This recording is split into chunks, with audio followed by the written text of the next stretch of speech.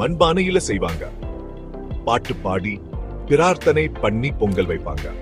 காத்துல பக்தியும் சந்தோஷமும் கலந்திருக்கும். இந்த திருவிழா எல்லாரையும் ஒன்னா சேர்த்து வைக்கும். நம்பிக்கையை வலுப்படுத்தும். அம்மன் அன்பையும் காப்பாத்தும் நினைவுபடுத்தும். கவலைகளை மறந்து எல்லாரும் சேர்ந்து கொண்டாடுவாங்க. ஒரு நாள் ஊர்ல பெரிய புயல் வந்துச்சு. காத்து பலமா வீசுச்சு.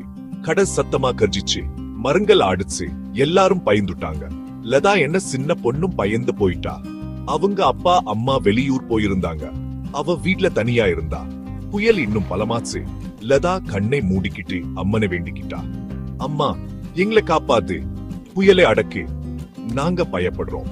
இன்னும் மனசு முழுக்க நம்பிக்கையோ பிரார்த்தனை பண்ணினா. அம்மா உதவி செய்வாங்கன்னு நம்பினா. திடீர்னு புயல் அடங்க ஆரம்பிச்சது. காத்து காத்து நின்னு போச்சு. மழையும் நின்னு போச்சு. மேகத்துக்கு பின்னாடி இருந்து சூரியன் எட்டி பார்த்தா. ஊர்ல இருந்த எல்லாரும் ஆச்சரியப்பட்டுட்டாங்க. அம்மன் பிரார்த்தனையை கேட்டுட்டாங்கன்னு புரிஞ்சு போச்சு. லதா ரொம்ப சந்தோஷப்பட்டா. அம்மன் தன்னுடைய பிரார்த்தனையை கேட்டுட்டாங்கன்னு தெரிஞ்சுட்டா. அன்னைக்கு இருந்து லதாவுக்கு அம்மன் மேல இன்னும் நம்பிக்கை சூடி போச்சு. அம்மன் செஞ்ச அற்புதத்தை பத்தி எல்லாருக்கும் சொன்னா.